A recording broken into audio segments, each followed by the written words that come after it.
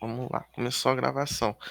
Pessoal, bom dia. Na aula de hoje, a gente vai falar sobre a formação das monarquias nacionais europeias. Esse conteúdo está disponível para vocês na página 229, tá bom? Vamos lá.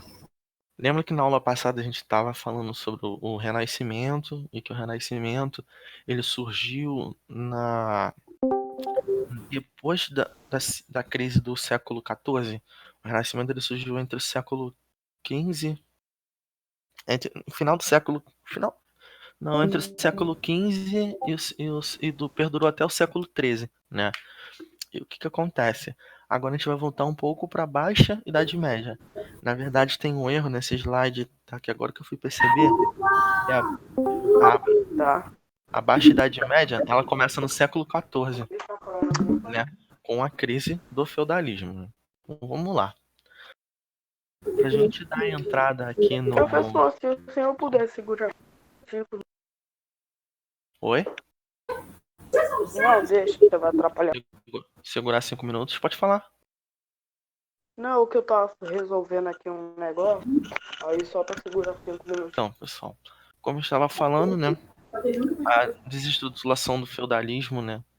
Ele ocorre na Baixa Idade Média, junto com a formação das monarquias. Foram diversos problemas durante a Idade Média e o período do feudalismo. Podemos dizer o que influenciou para a desestruturação deles foram os problemas climáticos da época, Professor, a não tá ouvindo devastação. nada. Alô, alô? Não tá me ouvindo? Não, Alô. que barulho tá.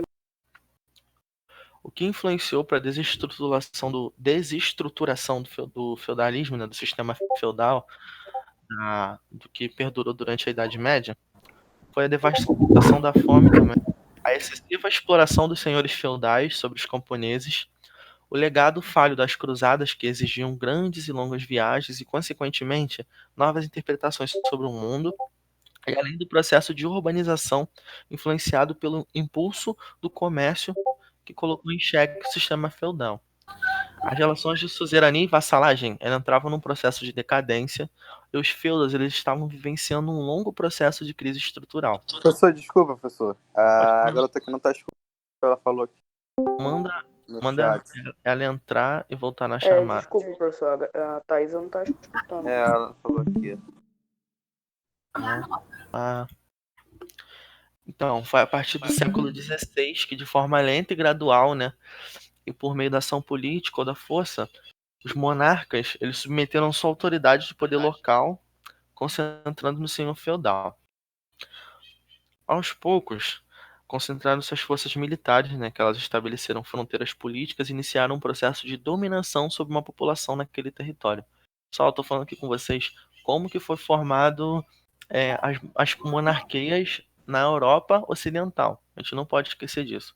As principais monarquias que foram formadas no final do feudalismo foram Inglaterra, França e da Península Ibérica, né? Portugal, Espanha e Portugal, tá? Vamos lá. Muitos desses monarcas, eles aproveitaram a situação da crise que estava vivendo no feudo para ser árbitro, né? Para eles poderem ter esse poder de angariar e teve muito apoio da nobreza para garantir a estabilidade do sistema na época. Muitos, né? Muitos burgueses da época e senhores de terra, eles se aproximaram dos reis em busca de apoio político para confrontar o abuso do senhor feudal. Além disso, tinham interesse monetário, as diferentes moedas, assim como os distintos pesos e medidas. Eles não poderiam ser benéficos para os interesses burgueses, porque não havia um padrão. Então, pessoal, o que estava acontecendo? Por que era tão importante pro rei, naquela época, não criar, né, mas colocar em prática a monarquia? Na verdade, é que eles tiveram muito apoio dos burgueses na época, né, para instalar esse tipo de governo, porque as moedas e as trocas, né, de objetos e utensílios da época, elas eram muito estreitas. Ou seja, eu teria que ir em outra cidade para poder trocar a minha produção ou algo que eu produzo com outra pessoa, entendeu? E às vezes a troca era muito desbalanceada e não gerava lucro pro governo. Pro governo não, né? Pro rei. Aí o que que aconteceu?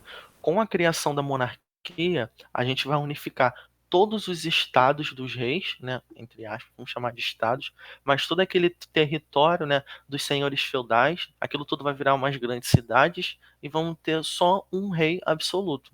Esse rei absoluto, que é o rei absolutista, né, que ele vai dominar todo aquele território, ele vai fazer, eu até marquei aqui no livro uma das vantagens, né, de ter essa expansão, né, da formação das monarquias.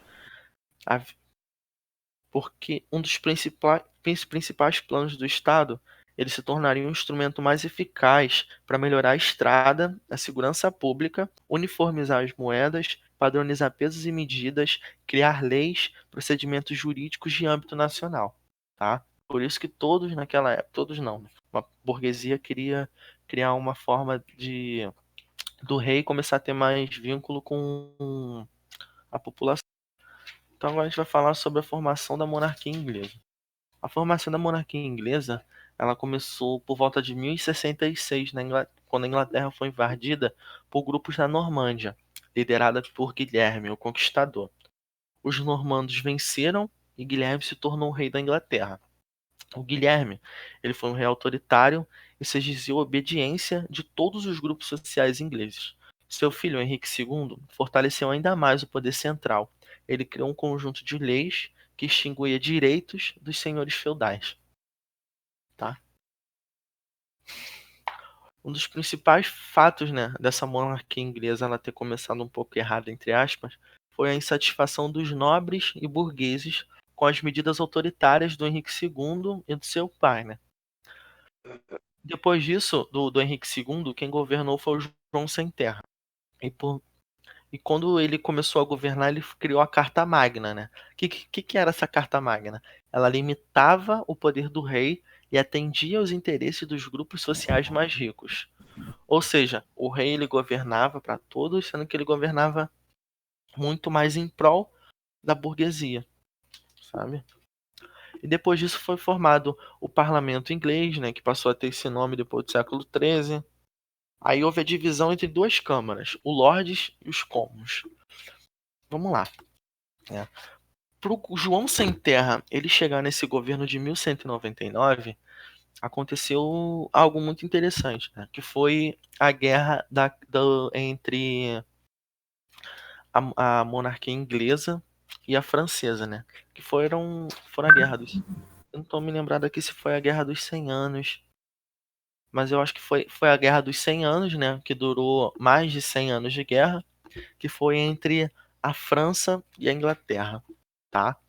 Essa guerra, pessoal, se vocês colocarem na página 231, vocês acompanharem esse mapa que tem acima, vocês vão perceber que, né, na página 231 é onde está a monarquia francesa e do lado tem o mapa da França atual. Vocês vão ver que a Inglaterra ela está do outro lado do Canal da Mancha e a Guerra dos 100 anos Professor, ela 231? isso só para vocês acompanharem a imagem que eu estou conversando aqui com vocês. A Inglaterra ela fica do outro lado, né, da França. E essa Guerra dos 100 anos ela foi o seguinte, ela porque tá vendo a Bélgica? A Bélgica, né, era conhecida como Flandres. Flandres era uma cidade muito pequena, como vocês conseguem ver aqui, mas Flandres era muito rica em mecenato, né, e também em relação à tecelagem, sabe? Tinha muitos artesãos também na época nessa cidade de Flandres, que é a atual Bélgica. E a França se achava no direito daquela cidade ser dela. E a França tentou dominar diversas vezes, sendo que essa cidade de Flandres, eles tinham comércio direto com a Inglaterra. E essa foi um dos motivos da causa da Guerra dos 100 Anos, né, que perdurou muito mais tempo. E como é que fica essa Guerra dos 100 Anos? A Inglaterra, ela perde a guerra, né? Na verdade, os franceses expulsam todos os ingleses da cidade de Flandres e os franceses conseguem conquistar esse território, né, que depois de um tempo conseguiu sua independência e se tornou a atual Bélgica. Quando os ingleses eles saem, né, dessa guerra, eles saem muito abalados, muitos com uma crise muito grande, eles não tiveram uma votação de um rei. Por quê? O Henrique II, né, ele vai fazer não uma votação, mas com o parlamento inglês vai acontecer duas guerras dentro desse parlamento, que é Lancaster e a família Lancaster e a família York, né? Essa família Lancaster e essa família York, eles lutaram, né, para resolver quem que ia dominar o trono naquela época, né? Quem ia ficar responsável pelo trono inglês. Aí entra em vigor a família Tudor. A família Tudor, que na verdade eram burgueses que financiavam a família Lancaster. Vocês estão conseguindo compreender? É porque tá meio embaralhadozinho, mas eu tô tentando dar um resumo Tô legal, sim. Eu tá? só não entendi muito o que é a monarquia em si. A monarquia é quando o rei ele começa a ter poder absoluto pelo território dele. Você lembra que no feudalismo o rei ele não o poder era não era centralizado no rei, e sim nos senhores Sim, feudais?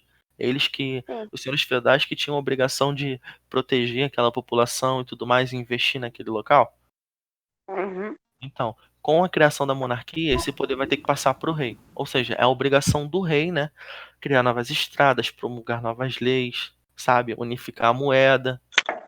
Então Esse que vai ser. monarquia é o poder do rei? Isso aí. A monarquia absolutista. É quando o rei, ele tem poder sobre as terras que ele demanda. Entendeu? Então vamos lá. Só para finalizar a monarquia inglesa, o que que acontece nessa monarquia? A família Lancaster, ela ganha essa guerra. E o Tudor, né? Que financiava essa família Lancaster, ele fala pro. Eu não lembro o nome do rapaz na época, mas ele fala pra ele casar com a filha da família York, né? Porque ele poderia montar uma aliança e sim dominar grande território. E assim foi feito. A família Lancaster, ela conseguiu, o filho da família Lancaster conseguiu casar com a mulher da família York, causando assim a junção de duas rosas, né? Porque eram brasões daquela família na época e tudo mais. Agora eu vou falar sobre a monarquia francesa, tá? Só um minutinho. Monarquia francesa. Foi. Quem entrou agora, pessoal, muta o microfone aí, por favor, tá bom? Tá com barulho. Então, a monarquia francesa é quando a dinastia dos capetinhos, né? Que na verdade é Diogo Capeto, teve relevância para a formação da França como Estado unificado. O processo ele iniciou no fim do século X, quando a burguesia se aproximou dos reis a fim de garantir proteção diante dos senhores feudais e maior segurança nas estradas.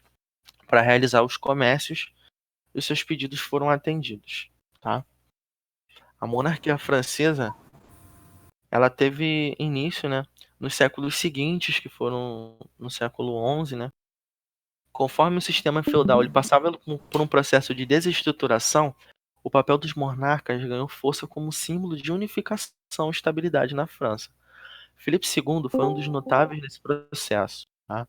Ele convidou burgueses para trabalhar em seu governo, estruturou de forma significativa o Estado, que incluía, que incluía a cobrança de impostos, a fiscalização e garantias de melhorias no comércio. Também foi responsável por intermediar a disputa entre senhores feudais. Tá? Durante esse século, foi introduzido na França a circulação da moeda nacional, tá? Que no século XIII também foi obrigado até o clero a pagar imposto. O clero é a igreja. E da mesma forma aumentou a capacidade jurídica do tribunal, né? Do reino em relação às tribunas feudais. O sistema de unidade francesa ganhou força durante a Guerra dos 100 Anos, como eu comentei com vocês, que envolveu um longo período, né? Durou mais de 100 anos. Com isso, a França ela saiu da guerra, né? Vitoriosa. Vou dar um resumo sobre essa Guerra dos 100 Anos, porque o conflito mexeu muito, né? Você sabe quem foi Joana d'Arc? Eu não sei, só ouvi falar. Não? Acho que você já deve ter ouvido muito falar. A Joana d'Arc, ela era uma guerreira, né? Uma mulher, que na verdade ela foi aliada do exército francês, sendo que ela não, as pessoas não sabiam que era uma mulher que estava guerreando, né? nessa época não se podia mulher participar de luta, de batalha. O que acontece? A Joana d'Arc, ela dizia que era uma pessoa enviada por Deus que ia trazer a ordem para a França e tudo mais. Aí, pô, com isso ela conseguiu dominar diversos territórios durante a Guerra de 100 Anos e tudo mais, diversas cidades conseguiram invadir. E o que que acontece? E com isso ela ganhou diversos prestígios. Com esses prestígios, alguns soldados, né, franceses, com inveja, né, de pô, o cara tá ganhando tudo, tem alguma coisa de errado, já é enviado por Deus, eu tenho que arrumar algum motivo pra fazer ele cair, né, porque o ser humano, infelizmente, é olho grande. Aí acabam descobrindo que Joana d'Arc é mulher. Quem descobre isso fala pro senhor feudal não, né, mas nem pro rei, é ai, pro líder, O né? chefe da batalha? Exatamente. Fala isso pra ele e Joana d'Arc ela é queimada viva por ser mulher, né? Por conta da heresia, foi acusada como ser uma herege. Aí a Joana d'Arc, depois de um tempo, ela foi canonizada pela Igreja Católica, tá? E hoje ela é considerada um símbolo de heroísmo, né? Tudo mais, sendo que ela teve esse fim dela muito triste, tá bom? É só um trechinho da historiazinha dela, tá bom? Agora eu vou falar sobre a monarquia da Espanha, né? Como foi o surgimento e dos reis católicos. O senhor Até não o ia século. explicar um pouco sobre a Guerra de 100 Anos? Eu falei quando estava falando da Inglaterra, mas eu vou voltar aqui e vou explicar pra tu. Ó, a Guerra dos 100 Anos, ela ocorreu entre 1337 e por volta de 1453. Essa guerra ela durou 116 anos, 130 e poucos anos, tá? Foi a disputa entre o governo francês, a monarquia francesa, né? E a Inglaterra. O que acontecia nessa disputa? Eles queriam dominar o território de Flandres, que hoje é a atual Bélgica. Flandres era muito rico em artesãos e na tecelagem, sendo que Flandres eles mantinham comércio muito com a Inglaterra, comerciavam apenas com a Inglaterra, era muito pouco com a França, sendo que a França ela se achava no direito, né, de dominar aquele território por estar mais perto, né, da sua tá mais perto, né? Aí a Inglaterra entra em guerra com a França para disputa do território de Flandres e é assim que dura a Guerra de 100 Anos, tá? Aí a França ela consegue expulsar os ingleses daquele território. Pode dizer. Desculpa, professor, só uma pergunta. Flandres era a antiga, a Bélgica agora, né? Isso mesmo. Por isso que eu mandei você botar na página 231 e ver aqui o território que tá marcado em roxo. Sim, que eu tô vendo aqui. Que Entendeu? tá escrito ó, num negócio vermelho, Bruxelas. Aí eu não entendi. Eu acho que- Agora vamos aqui pro próximo. Os reis católicos da Espanha. Até o século XV, né? O atual território da Espanha, ele estava dividido em diversos reinos. Agora na página 232 vocês vão ver isso melhor. Era o reino de Aragão, Castela e o reino de Leão. Granada, que fica na região sul, tinha um espaço político considerável e estava sob domínio muçulmano. Porque Granada, na Península Ibérica, né, na Espanha, estava sendo dominada pelos muçulmanos. Porque quando o profeta Maomé morreu, em 706, né? O que que acontece? Começa a rolar uma peregrinação muçulmânica. Isso aí eu acho que vocês vão aprender bem depois, né? Eu vou dar só um breve exemplo do que foi esse domínio muçulmano na Espanha e na Península Ibérica. O profeta Maomé ele morre e o que que acontece? O profeta Maomé ele que foi um cara responsável por espalhar a fé islâmica. Então os muçulmanos eles fazem isso, eles fazem diversas peregrinações durante toda a Europa para poder espalhar a fé islâmica, né? Que na verdade é o islamismo, tudo bem? Depois de um processo de junção que envolveu o casamento entre o rei de Aragão, Fernando, e a rainha de Castela, foi iniciado um processo de unificação da Espanha como Estado. Então, a Espanha ela vai se unificar como um Estado só quando o rei Aragão, o rei Fernando de Aragão e a rainha de Castela, eles se casaram, tá? Vocês perceberem no mapa, Aragão é aquele reino que está em roxo em cima de Castela. Vocês conseguem ver que eles estão bem no centro da Espanha, isso numa região bem importante, tá bom? A região de Granada. Cadê a região de Granada aqui? Eu não consigo. Aqui não tá já a região de Granada, tá? A região de Granada ela estava sendo dominada pelos muçulmanos da época. E foi por conta disso.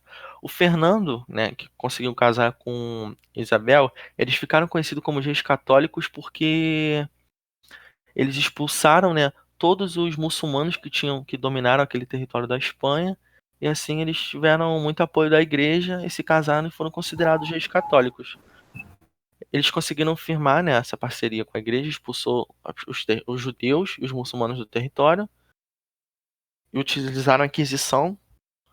Os monarcas espanhóis tiveram instrumentos eficientes por meio da violência para garantir a unificação do Estado espanhol no decorrer do século XV e XVI. Tá? A Espanha, ela, quando tem esse processo de unificação, é bem simples, tá, pessoal? Foi um casamento que expulsou os muçulmanos e ficaram conhecidos como Igreja Católica. É só um breve exemplo. Agora vamos falar sobre a monarquia portuguesa, que é um pouco mais complicado e mais interessante. Foi no final do século XVI, né, que o nobre francês Henrique de Borgonha ele recebeu uma doação de um feudo do rei Afonso VI de Leão e Castela. Vamos lá. Vocês sabem que Portugal, né, ela é considerado, ela é menor não, ela tem o tamanho do Rio de Janeiro. Sabem disso, correto? Vocês conseguem ver aqui que foi um pedaço de terra que o Afonso VI, que governava Leão e Castela, doou para Henrique de Borgonha. Entendeu? Que essa região foi localizada no oeste da Península Ibérica, onde hoje é mesmo Portugal, e era chamado de Condado Portucalense. Tempos depois, os seus descendentes declararam a independência do condado e logo tiveram diversos conflitos no reino de Castela. O que acontece?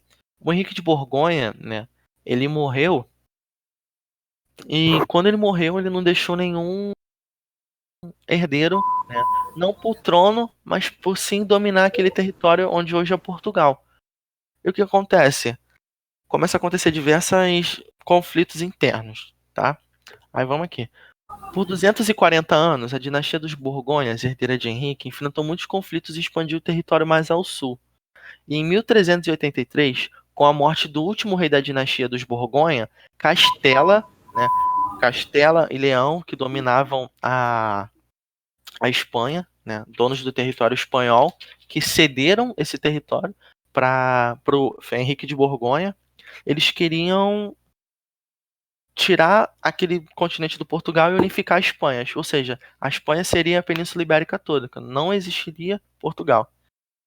Porém, teve um movimento interno dos mercadores da época e nobres e uma parte pobre da população que conseguiu impor e colocou no poder o mestre da ordem militar da cidade de Aves. Ou seja, eles elegeram um cavaleiro, né, para assim ser um sucessor do trono.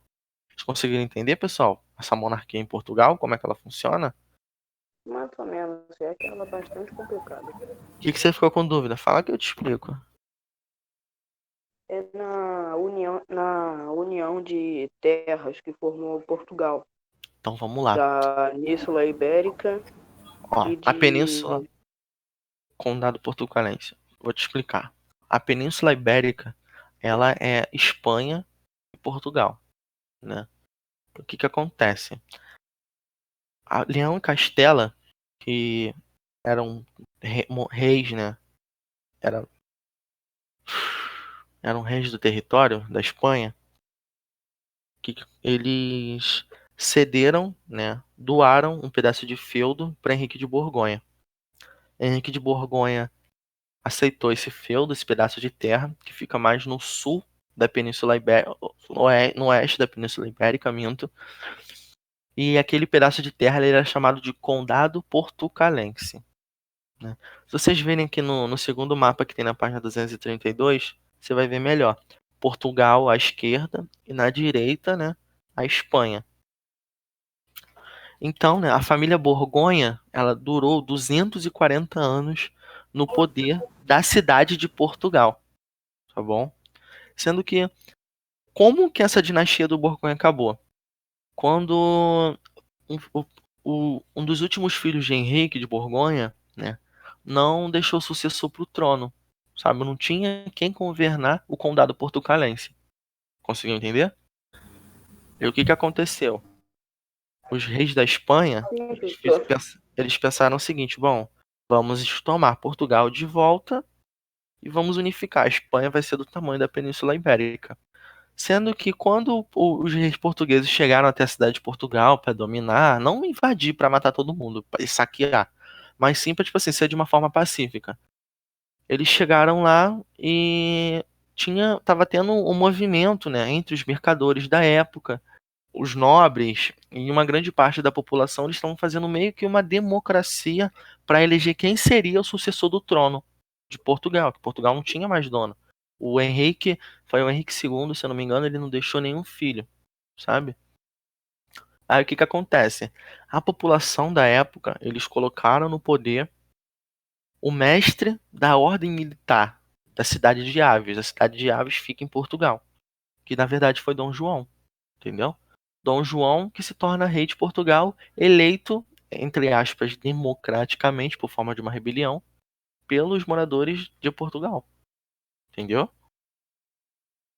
Sim, agora eu entendi. É basicamente isso. É interessante lembrar que Dom João ele vai perdurar durante muito tempo em Portugal, até para as invasões aqui da América, tá? Quem chegou aqui, a chegada da família real foi Dom João VI. Dom João V, que era seu, se não me engano, seu irmão, né? Ele que implantou o sistema escravista no Brasil, tá? Professor, Oi, pode falar. eu fiquei com dúvida naqueles lá, os reis católicos da Espanha e esse daí de Portugal. Tá bom, vou explicar aqui de novo. Vou até voltar o slide aqui para não ficar com dúvida, né? Como que formou a monarquia espanhola? Foi o casamento entre Fernando, que era do reino de Aragão, e a Isabel, que era a rainha, tá? Os dois se casaram com o apoio da igreja. E o que que eles fizeram em relação a esse casamento? Eles expulsaram, né, todos os muçulmanos e judeus que dominavam o território da Espanha e da Península Ibérica daquela época. Eles tiveram apoio da igreja e com esse apoio da igreja eles conseguiram expulsar eles, né, de uma forma violenta. Conseguiu compreender? Consegui. É bem simplesinho, assim, a formação da monarquia espanhola, tá? Aí eles começaram a expandir pela Espanha toda, pode dizer. Só uma pergunta. Ah, tá, Já que o senhor entendi. disse que Dom Juan V, Dom João. Dom João V começou o sistema escravista no Brasil, então foi ele que deu mandato para Dom Pedro vir aqui descobrir uma terra? Não, na verdade foram as extradições do Cristóvão Colombo e tudo mais que vieram a descobrir o Brasil. Dom Pedro é muito depois. O Brasil foi descoberto em 1500. Dom Pedro é lá em 1800, tá? Ah, tá. E a monarquia em Portugal, professor? Vou te explicar agora. Vamos lá. Os reis da cidade da Espanha, né, que é Castela e Leão, eles doaram para Henrique de Borgonha um pedaço de terra, um feudo. Feudo é pedaço de terra, tá? Doaram, eles foram bonzinhos e doaram um pedacinho de terra para o Henrique de Borgonha. Show de bola. Sendo que a dinastia, né, a família Borgonha, ela durou no poder de Portugal durante 240 anos. Sendo que a última pessoa dessa dinastia, que foi um homem, ele não deixou filhos, sabe? Ele morreu prematuramente e tudo mais. Como ele não deixou filhos, o que que acontece? Quem que vai herdar o trono? É um primo, é um tio? Não, tem que ser um filho da sucessão de Borgonha. Então o que que acontece? A Espanha, sabendo disso, sendo que a Espanha que doou esse pedaço de terra para essa família de Borgonha, né? A Espanha viu que não tinha rei e pensou, bom, é uma boa hora da gente retomar esse nosso território que foi doado. Sendo que quando os espanhóis vão chegar até Portugal e ver que não tem rei, eles se deparam com um movimento interno, sabe? Uma briga, uma revolução de nobres, pessoas pobres, sabe? E mercadores dali de Portugal, eles veem nessa situação toda e conseguem eleger um rei, uma pessoa para se tornar rei de Portugal. Esse- e essa pessoa que se torna rei, na verdade, só um minuto. Era a Júlia que estava com dúvida, né? Pode desmutar, Júlia, pode falar. Depois você muta de novo. Então, tipo, eles tentavam ver uma pessoa pra ser o rei dono de lá, né? Exatamente, eles conseguiram fazer com esse movimento que estava acontecendo em Portugal, eles conseguiam eleger uma pessoa para se tornar rei daquela época. E assim foi quem se tornou rei foi um mestre de guerra, sabe? Um guerreiro. Não foi um guerreiro, tá, pessoal? Igual nos filmes e nas séries que a gente vê, não. Foi um cara que ele Professor, comandava as tropas, tá? Pode falar, professor, Aldan. já volto já, só vou fazer um negócio aqui rapidão. Tá bom, tá Vou acabando voltar. já. Vou voltar não, vou demorar não, segundinho. Tá bom. Eita, foi. Vamos lá. Professor, eu acho que quem tava antes com o microfone ligado era o João Rodrigues. Ai, meu Deus. Calma aí. Botar no slide certo. Monarquia francesa já foi. Espanha já foi. Portugal já foi, pessoal. Vocês entenderam? Entendeu tudo, pessoal? Tá com alguma Entendi. dúvida? Essa matéria, ela não é tão longa e tão complexa assim, tá? É, O que acontece? A gente tá voltando, na verdade, na Idade Média, sabe? Basicamente isso. A gente tá voltando na Idade Média para entender Voltei. tudo bem. Só muta o microfone, por favor. Tô explicando aqui coisa rápida que dessa matéria, né? Vou exemplificar tudo para vocês. A gente está falando de como que foi formado a monarquia de cada país da Europa Ocidental, tá? A Itália e a Alemanha, eles não formaram suas monarquias nesse momento, tá? Eles foram bem depois. Então, vou falar agora um pouco para vocês sobre o mercantilismo, né? Uma das características mais importantes, pessoal, do absolutismo, né, do rei no poder, foi o mercantilismo, que era um conjunto de ideias e práticas econômicas desenvolvida pelos estados europeus na Idade Moderna, né? Ou seja, quando os estados europeus finalmente se firmaram como monarquias, entendeu? Mas especificamente entre o século XV e o século XVIII, né? Que o século XV vai de 1400 e o século XVIII vai até 1800, 1700. Como forma de assegurar o crescimento político e econômico e fortalecer as classes e os grupos ligados à monarquia, o Estado ele passou a intervir diretamente na economia, tá? O mercantilismo é o seguinte: o Estado ele vai começar a cobrar impostos em importação e exportação, tudo bem? A partir do século XV, o ouro e a prata assumiram uma função extremamente importante na economia europeia. Por que o ouro e a prata era tão importante? Eles eram metais, né? Metais são itens que duram bastante tempo e dá para se fazer moedas, tá? Outra coisa importante de saber disso, os metais eles eram aceitos em todo lugar do mundo, tá bom? Ou seja, não tinha um lugar no mundo que as pessoas não aceitavam ouro ou prata, tá? E você quando acumulava, né, esses metais preciosos, o ouro, a prata, o cobre, isso se torna então o principal objetivo das potências europeias. Vamos lá. Aonde a gente acha ouro e prata? Na América. tá? A América do Sul é um dos lugares onde as pessoas vão conseguir encontrar ouro e prata. Por isso que é entre o século XV e o século XVIII, né? As tradições, a extradição do Cristóvão Colombo para descobrimento, né, do Brasil, né? Na verdade, não descobriu nada. Um dos principais motivos também foram esse, né? Descobrir onde tinha ouro e prata.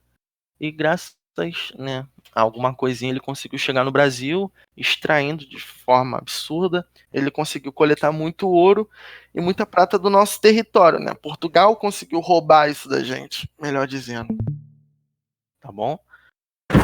Então, como é que o mercantilismo ele estava funcionando, né? Professor, eu não Se consegui entender aonde que se encontra ouro e prata. Você pode repetir, ouro e por prata a favor? gente encontra na América do Sul, principalmente no Brasil, sabe? Bolívia, Venezuela, entendeu? Colômbia, no Equador, esses locais assim onde a gente tem mais, a gente encontra o ouro e a prata, tá? Em Minas. Conseguiu entender? Tô entendendo. Entendeu? E o mercantilismo ele funciona assim, né? Quem tem ouro e prata são potências europeias. Quem descobriu o Brasil e tudo mais e conseguiu implementar, né, esse descobrimento foi Portugal, que descobriu o Brasil, e dividiu um Professor, espera território aí que com. alguém se desconectou. Meu irmão desconectou. Ah, vamos lá, quem descobriu. Vou só continuar, aí qualquer coisa ele fala comigo, tá? Quem descobriu o Brasil foi Portugal, correto. Sendo que o que acontece, né? Nesse descobrimento, Portugal teve que ceder uma parte do território para a Espanha, tá bom? Então, com isso, se formaram duas potências, Portugal e Espanha. Se tornaram potências por ter bastante ouro e prata. Sendo que Inglaterra, França, Holanda, esses outros territórios, né, da Europa, eles não tinham tanto ouro e prata, né? Na verdade, eles não tinham quase nada disso. E o que que acontece? Eles entram no processo de... Cadê? Tá a palavra aqui no... Tá até aqui no livro que eu separei.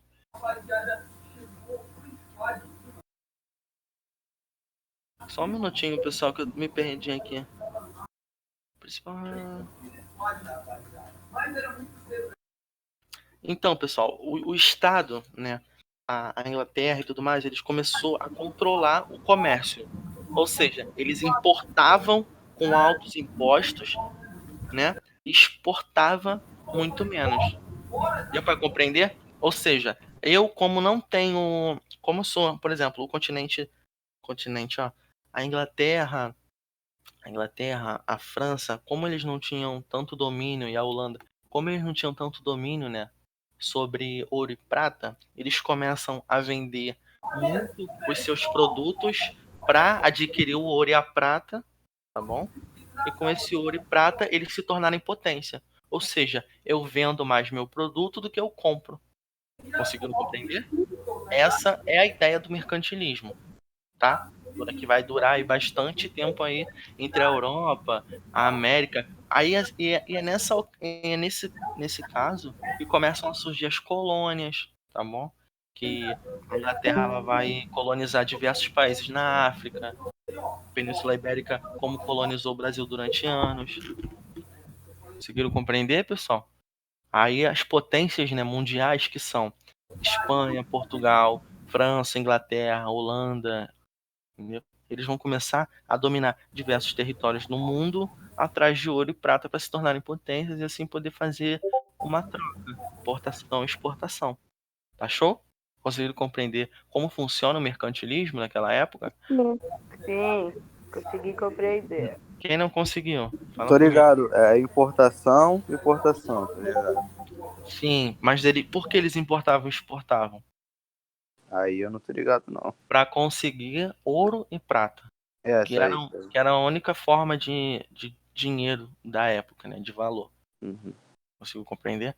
É por Aham. isso, Daniel, que tipo assim, a gente fala, né, que Portugal, né, que Portugal tem que devolver o nosso ouro. Por quê? Porque Portugal explorou o Brasil durante mais de 300 anos, sabe?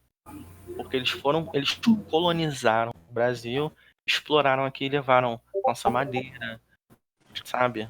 Roubaram nossos ouros, tudo mais. Deu pra compreender? Aham. Tá? É por isso que a gente Professor, olha hoje. Oi, pode falar. pode voltar aí, por favor, porque do nada sua voz desconectou. De todo mundo aqui desconectou no meu celular. Aonde que você não me ouviu mais? Fala comigo. Eu tinha parado no mercantismo. Mercantilismo? Não, mercantismo. É Ah, tá. mercantilismo. Ah, tá. Mas é o seguinte, eu já volto pra te explicar sobre o mercantilismo, tá? Tá. Só vou Pode perguntar pra alguém continuar se aí. alguém ficou com dúvida sobre isso. É só pra mim encerrar aqui a aula e voltar contigo, tá? Coisa rápida. Não. Ninguém ficou com dúvida, não? Pessoal, essa foi a nossa aula de hoje, tá bom? Foi algo bem simples, algo bem curto, mas eu queria deixar algo para vocês aqui importante, que é a formação da monarquia, ela foi importante para unificar o território e eles seguirem e dominar mais espaço e criar novas leis, aprimorar estradas, melhorar o tipo de comércio e tudo mais. Eu vou encerrar aqui a gravação, tá bom? E eu vou fazer com vocês as atividades da página 235 e 236. Vou ficar aqui com vocês até 10 e pouca, tá? Só vou encerrar aqui a gravação e é isso.